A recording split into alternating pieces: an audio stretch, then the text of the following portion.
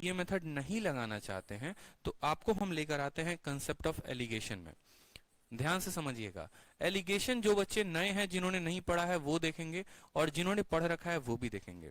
Allegation हम कहाँ लगाते हैं? तो एलिगेशन का जब बात आता है ना माय डियर, तो एलिगेशन हम उन टॉपिक्स में लगाते हैं जहां पर कोई भी चीज दो अलग अलग क्वांटिटी से मिलकर बनी हो। मेरी बात को आप समझ रहे हैं?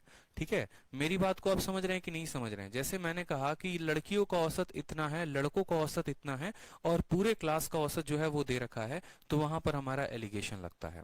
उसी तरीके से जैसे मैंने बोल दिया, मान लीजिए ठीक है कि एक बिल्डिंग है, ठीक, और एक बिल्डिंग में ऐसे समझ लो कि मैं आपको जैसे टाइम स्पीड डिस्टेंस में बात करें पर्टिकुलर तरीके से एलिगेशन की लगाने की, तो एलिगेशन टाइम स्पीड डिस्टेंस में कैसे लगेगा? जैसे आपको बोल दिया जाएगा कि आपने कुछ पार्ट फलाने गति से तय किया, कुछ पार्ट आपने वाई के गति से तय किया, टोटल टाइम जो लगा है वो आपको टी लगा है, और टोटल डिस्टेंस जो है वो आपका कितना है?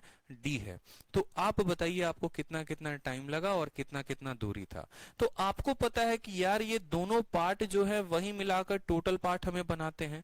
ठीक है, तो एलिगेशन में जब हम स्पीड का एलिगेशन लगाते हैं तो हमें रेशियो किसका मिलता है? तो हमें जो है स्पीड बराबर क्या होता है? डिस्टेंस अपॉन टाइम होता है।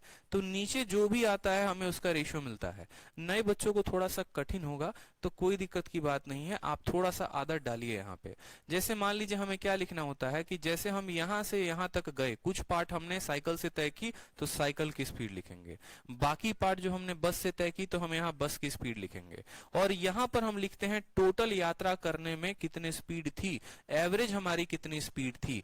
तो एक बात बताओ, टोटल डिस्टेंस कितना है? तो डी है, और टोटल टाइम कितना लगा? टी लगा। तो आप बोलेंगे सर टोटल डिस्टेंस डी था, टोटल टाइम टी था, मतलब ये वाला औसत स्पीड आ जाएगा। जब आप इनका एलिगेशन लगाएंगे तो आपको यहाँ पर क्या मिलेगा? टाइम का रेशियो मिलेगा। यहाँ पर आपका अपना टाइम आएगा, यहाँ पर आपका अपना टाइम आएगा। अगर आपको डिस्टेंस यहाँ पर पता करना होगा कि पहले पार्ट से दूरी कितनी तय की, तो x इंटू टी1 निकालेंगे तो इसका डिस्टेंस आ जाएगा, और दूसरे पार्ट की टी की तो y इंटू टी2 निकालेंगे तो आ जाएगा। यानी यहाँ पर जो हमारा ये कंसेप्ट है टाइप नंबर 4, ये आप लिख लीजिए यहाँ पर कि ये क्वेश्चन बेस्ड ऑन एलिगेशन है, क्वेश्चन बेस्ड ऑन एलिगेशन। इसीलिए दो सवाल बस डाले हैं, क्योंकि बहुत बच्चे होते हैं जिन्होंने अब एलिगेशन नहीं पढ़ा हुआ है तो उनको ज्यादा दिक्कत ना हो, और जिन्होंने एलिगेशन पढ़ लिया है उनको बड़े अच्छे तरीके से समझ में आए। ठीक है, एलिगेशन का कंसेप्ट कहां पर लगाते हैं भाई? एक सिंपल सी बात है, जब भी कोई चीज दो तीन रेशियो से मिलकर बनती है तो एलिगेशन लगाते हैं। जैसे एक बोतल पानी का लिया, दूसरा बोतल दूध का लिया, और दोनों को मिला दिया, तो पहला पार्ट का अलग लिखेंगे, दूसरे पार्ट का अलग लिखेंगे, और टोटल पार्ट का हम बीच में लिखते हैं। एलिगेशन कैसे लगाएंगे वो यहां पर देखिए। जैसे मैंने मान लो कह दिया कि किसी क्लास में लड़कियों का जो औसत है वो कितना है, तो लड़कियों का औसत 10 है। ठीक है, लड़कों का जो औसत है वो कितना है? तो 35 है। ठीक है, और टोटल इनका जो एवरेज है वो कितना है? तो टोटल एवरेज इनका 30 है। मैंने कहा बॉयज और गर्ल्स का रेशियो बताओ कि इनका रेशियो कितना होगा। तो आप बोलेंगे सर लड़कियों का औसत 10 यहां पर लिखेंगे, लड़कों का औसत 35 यहां पर लिखेंगे, और टोटल औसत 30 है तो वो 30 हम यहां पर लिखेंगे। 35 में से 30 जाएगा तो कितना आएगा? 5। ठीक है, आपको क्या करना है? हमेशा बड़े वाले से छोटे वाले को घटाना है। 35 में से 30 को घटाना है तो 5 आएगा, और 30 में से आपको क्या करना है? 10 को घटाना है। 30 में से 10 घटाएंगे तो आएगा 20। इनका आप जब कैंसिल करेंगे तो ये रेशियो आएगा 1:4। ठीक है, अब यहां पर ये जो 10 है, ये 10 किसका मान है? ये 10 गर्ल्स का मान है। ये जो 35 है ये किसका मान है? बॉयज का। हमेशा ध्यान रखना, गर्ल्स इधर बॉयज इधर, और बीच में आता है टोटल। तो जो रेशियो आएगा वो किसका आएगा? गर्ल्स और बॉयज का आएगा। कितना आएगा? 1:4।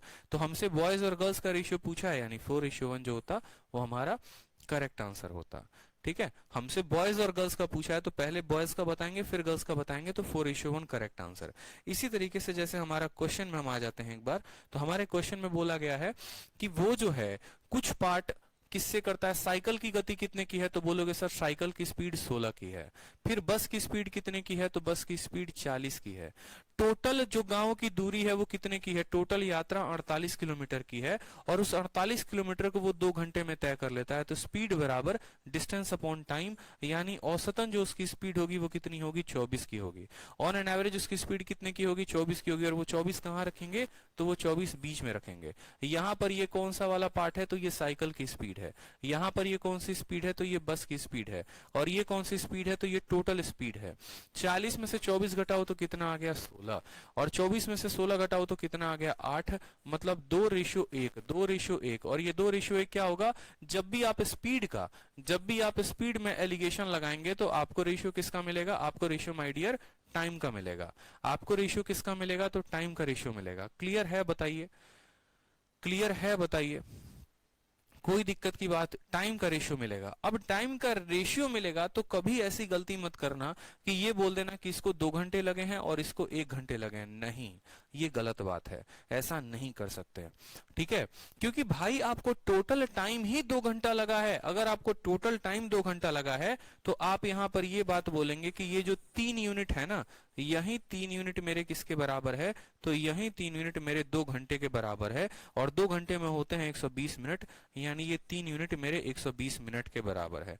तो प्रत्येक यूनिट, 1 यूनिट कितने के बराबर होगा, तो 1 यूनिट हमारा होगा कितने के बराबर, 40 मिनट के बराबर। ठीक, हमें हमारा एग्जामिनर पूछेगा कि साइकिल से जब चला था तो कितना वक्त लगा। 1 यूनिट का 40 मिनट, तो 2 यूनिट का कितना मिनट, 80 मिनट। तो हम बोलेंगे सर 80 मिनट लगा। जब वो बस से गया तो उसको कितना समय लगा, तो 1 यूनिट लगा, यानी उसको कितना लगा, 40 मिनट लगा। हमसे दोनों में से कोई भी चीज पूछा तो हमने बता दिया। ठीक है, कि साइकिल से कितना समय लगा, बस से कितना समय लगा। अब हमसे पूछ ले कि डिस्टेंस कितना लगा बता दो, हमसे पूछे कि डिस्टेंस कितना लगा, तो खुद देखो साइकिल की चाल कितने की है, 16, और समय कितना लिया, 80। तो स्पीड, डिस्टेंस बराबर स्पीड इंटू टाइम कर देंगे। उसी तरीके से बस की चाल कितनी है, 40, और बस ने समय कितना लिया, 40 मिनट, तो उसका निकाल देंगे तो उसका डिस्टेंस निकल जाएगा। तो अगर हम साइकिल का निकालते हैं तो साइकिल का जो डिस्टेंस होगा वो क्या होगा, उसके स्पीड को उसके समय के साथ गुना करो 80। इसको मिनट में बदलना है तो 60 से भाग करेंगे, 0 से हमारा 0 खत्म। ठीक है, 2 से काटेंगे तो 3 बार में कटेगा, 2 से काटेंगे तो 4 बार में कटेगा। 64/3, 64/3 दिख रहा है आपको यहाँ पे, 64/3, यानी 21 सही 1/3 आ जाएगा आपका ऑप्शन नंबर बी। और अगर हमें डिस्टेंस कवर बाई बस पता करना हो तो बस की रफ्तार कितने की है, 40 की। बस ने समय कितने का लिया, 40 का, और भाग किया किसके साथ, 60 के साथ। 20 से 2 बार में, 20 से 3 बार में, 80/3। तो 80/3 कितना हो जाएगा बताओ जल्दी से, 80/3 कितना हो जाएगा, तो आप बोलोगे 80/3 जो है, 80/3 को भाग करो, 3 दूनी 6, 20 आ गया, 3 छक 18, 26 सही 2/3 किलोमीटर। ये हमारा हो जाएगा किसका, डिस्टेंस कवर बाई बस। ठीक है, तो हर तरह का सवाल आपसे पूछा जा सकता है, हर तरह का क्वेश्चन आपसे पूछा जा सकता है।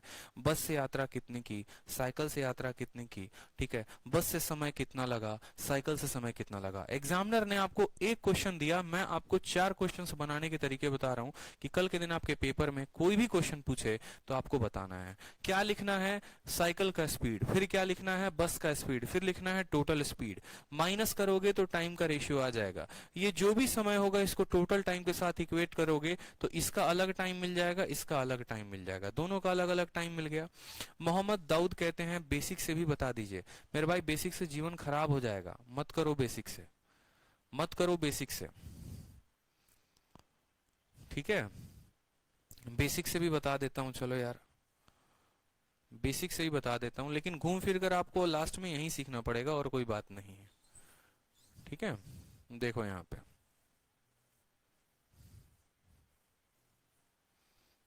एक तो ये तरीका हमने सिखा दिया, सेव कर दिया है। अब अगर कोई स्टूडेंट अगर बेसिक से जाना चाहता है तो देखो, ठीक, आपने साइकिल से, आप ऐसा बोलोगे सर डिस्टेंस 1